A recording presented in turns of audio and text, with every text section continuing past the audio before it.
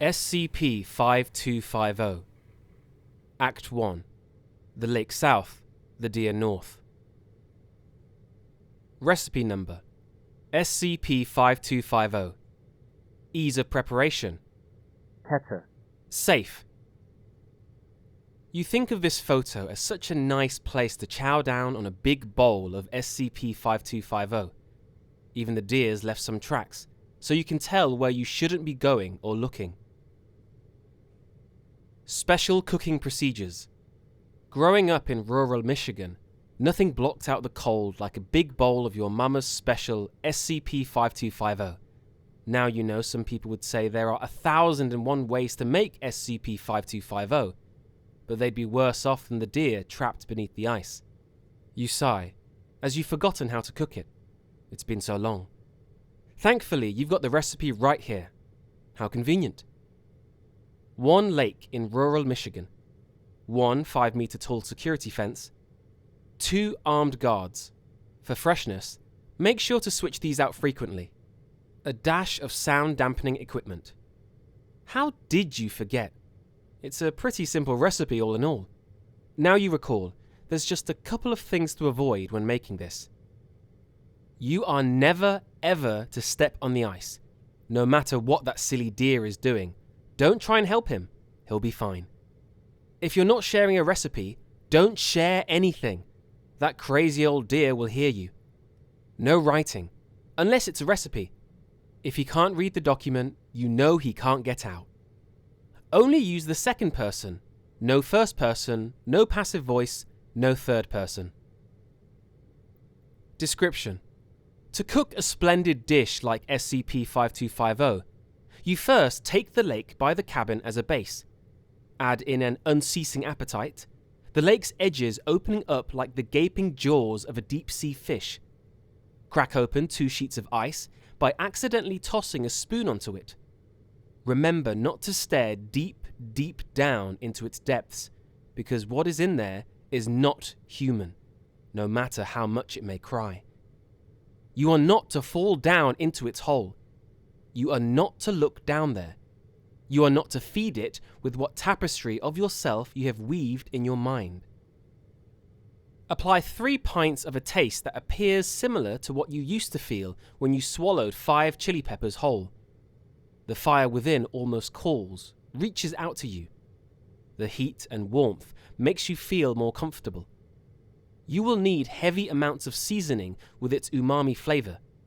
It's not as if it can understand taste, eating, or anything of remotely related to it. It is safe, whatever it is. It is most certainly not a lake, you frown. Being one would have been beneficial, you think, as the water would help with the sheer amount of spice you add in, which even the most resilient chef would scoff at. What a silly deer, you laugh. What it did with who it took is still unknown to you, but the dish is still missing something, you think. It'd be hard for you to think of exactly what, seeing as you're quite poor in the culinary department. Add in the deer for a bit of a zesty kick. Taste it, just to ensure you've added enough salt. The taste is a familiar one.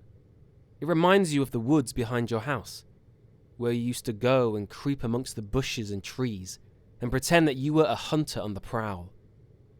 It is strange being on the other side of that now, to be the one breathing silently, eyes in the back of your head. Silly deer, you think, so concerned about the exact location of whoever talks about it. Toss SCP-5250 with 2 salad forks, then mix with a ladle to disorient the deer. Pouring in the liquid now into a large bowl, you laugh, as its lame leg trails behind it like a shriveled corpse. It's not as if it could follow you. Or at least, it couldn't yesterday, you think. Today, it is fine. But it will not be the day after. Then the cycle repeats. Or are you just too stupid to actually recognize it solely being injured or not? But you ignore the deer. The mere thought of it, or talking about it in any way but this, is purely hazardous, because it will find you. Then, like a tempest whipped up in a frothy sea, It will not let go of you as you cycle down its gyre. Whisk, gently at first, then quickly, to prevent the liquid and these thoughts from settling. See if the liquid within the bowl will connect in a paper-thin strand like melted cheese. If not, then continue to whisk, as the lake and deer are definitely connected. But why can't you simply do it on your first time? Wash your hands, then continue. Preheat your oven and take out your colander. Ignore the lake's calls and let them drain through the colander's holes. Ignore the fact that anything that falls down into its depths is immediately taken to some place beyond. Ignore it all.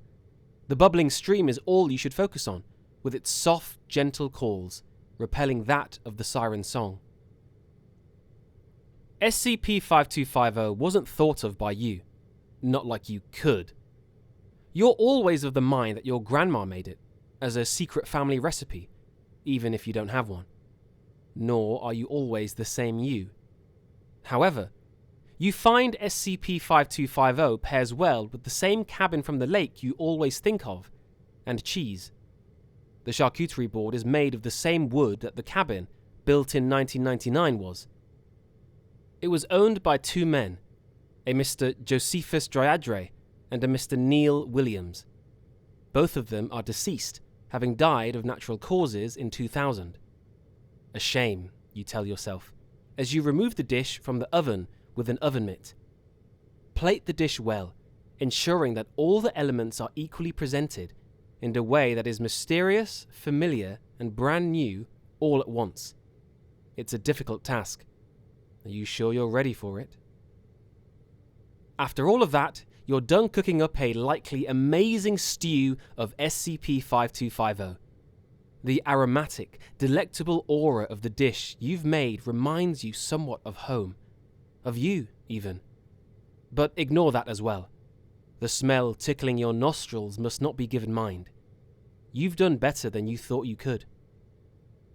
You're aware that it took testing for the cabin, the deer, and this beautifully plated bowl of SCP-5250 to be reclassified as safe after you discovered the appropriate way to talk about them, which you took too long to find, you incompetent wreck.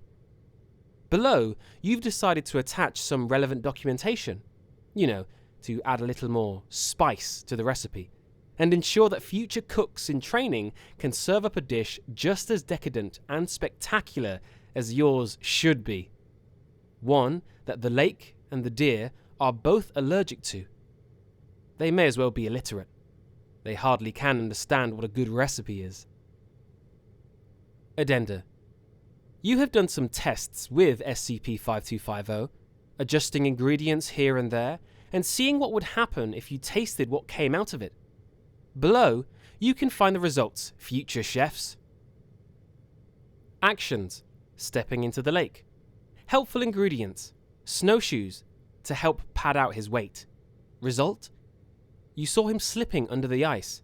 Despite this, you could still see their heat signature for a little bit. Actions. Getting a computer to write about the deer, then reading what there is. Helpful ingredients. Your trusty keyboard. Result? The deer didn't notice. How delightful. Actions. Looking at the deer. Helpful ingredients. A pair of binoculars. Result? The deer wants you to keep on coming.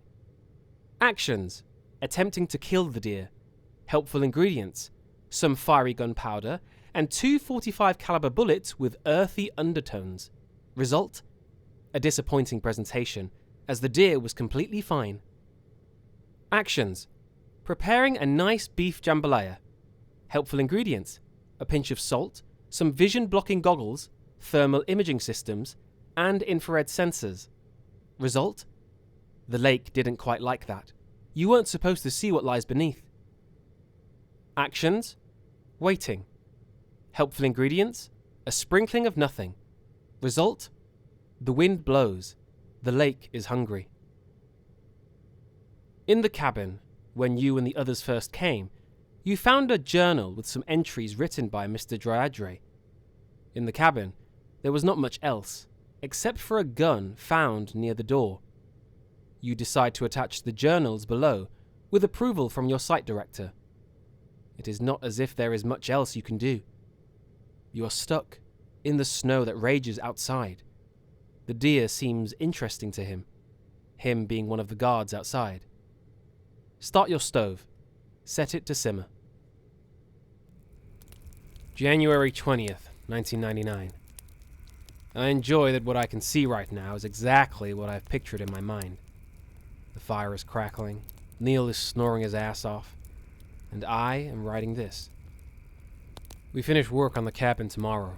It's hard work, but Neil has been able to offer some minor reassurances. He was talking to fur traders a ways back. Managed to procure us cured meats to last almost 2 months, so we shall not run low on supplies. I admit I had some choice words for him when I found out what he traded for it, but I suppose it doesn't matter now.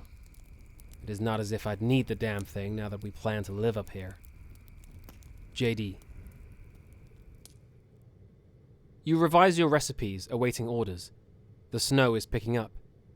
There's nothing you really can do but wait. Cooking is the only escape, really, but you're thankful the cabin's got quite the apparatus. But you're a bit full, aren't you? Having eaten so much of that SCP-5250.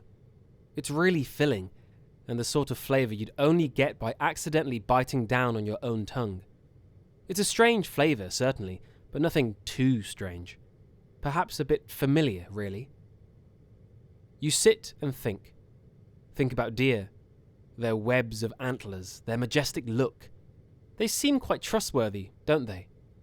A buck, proud and noble ruler of the woods, would not hesitate to help you out. So why did you leave the one out on the ice? You quickly shake your head. The recipe told you so, junior researcher. You open your computer, staring at a smiling photo of yourself. You close it. Must conserve your battery. Garnish with bits and pieces of thought. January 27th, 1999. Neil has developed a taste for fish.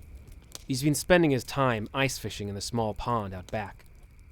He spent an awful lot of time back there after he said a bear had eaten our supplies. An unfortunate start to our new life, but that's quite okay. I asked him to stay close to me in bed tonight. He agreed, though mentioned he'd been getting splinters. Granted, what we have isn't much of a bed, but I suppose it'd have to do. He talked about what he'd caught. It wasn't a lot, just a boot. A really old one. I'm surprised others haven't been up here, but I guess the stream could bring anything. I worry about him sometimes. Probably too much. It's hard not to, though. He's a bit too trusting. JD. The snow picks up even further. The wind's howling outside your walls. You look at the bookshelf of the cabin. Empty. You open your computer. Nearly dead. You don't recognize the person on your screensaver, nor do you remember your password. You shrug. That's all right. It's not like you'd have connection up here. Add in 2 teaspoons of sugar. February 1st, 1999. We're running low on food. Neil went out into the woods yesterday. Came back this morning. I never struck him as much of a mountain man, but I can't deny the grizzled look was a bit attractive. He'd said that he'd managed to shoot a deer outside our cabin last night, but he couldn't go out onto the ice to get it. That it was too risky. Which of course I believed. He then told me that he'd kill it tomorrow. Only, I'm a bit of a light sleeper. I heard no gunshots yesterday. Neil's never been much of a liar. Was the first one to defend me and actually wanted us to come up here when the town got angry. He's never lied to me before. I'm worried about him. There's a storm brewing, and he seems to only want to keep getting food. JD. The guards outside are gone. You're not quite sure where they went, but you think they may have left before the wind started to pick up. Joke's on them. You've got food, you've got the recipe book you found, and you've got warmth. February 14th, 1999. The deer is not dead. The storm has picked up lately. Neil isn't himself, still trying to fish. He's not doing it as much, which I suppose is a bit better than how often he was doing it. I tapped him a couple times last week. It took him a bit to come to. Perhaps some of the herbs are hallucinogenic or something else. Who knows? I asked him to stay close in bed again tonight. He just looked at me and told me I was thinking about what he had said, or something like that. Then turned around. I don't think he realized what it was today. He didn't even say anything besides that. JD. You feel the deer. It comes closer, and you want to go closer to it. You can reason with the deer some. It's a lot like you, isn't it? Wounded, worried, and just trying to survive out there on the ice. You're quite surprised the things managed to survive this long. It's a big buck, though. Must be hardy. It'd make for some good venison stew if you managed to kill the thing. Perhaps you'd try later. Let's sit for 30 minutes. February 25th, 1999. Neil has been lying to me. I would, well, leave him, but the storm's outside still. I suppose the storm's a bit of an excuse. I don't really want to. I'm still doing what we used to, going through the motions, but I found the meats we traded for, hidden under the floorboards. And Neil keeps telling me that I wondered how he'd found them, even though I did that, not him. I don't sleep so well. He doesn't even sleep with me anymore, and the snow's starting to break into the cabin. It's too cold. He hasn't eaten in days either, and I'm afraid he's going to starve. I hear hooves sometimes outside my window, but when I turn, there's nothing there. JD. You shot it. The ground rumbled and the deer flailed and went under the ice. What an awful coincidence. You lost your food and an earthquake. You sigh. Whatever the lake is, it's hungry. It doesn't eat normally. You know as much. That's why you're writing like this in the first place. Does it even know how people normally eat?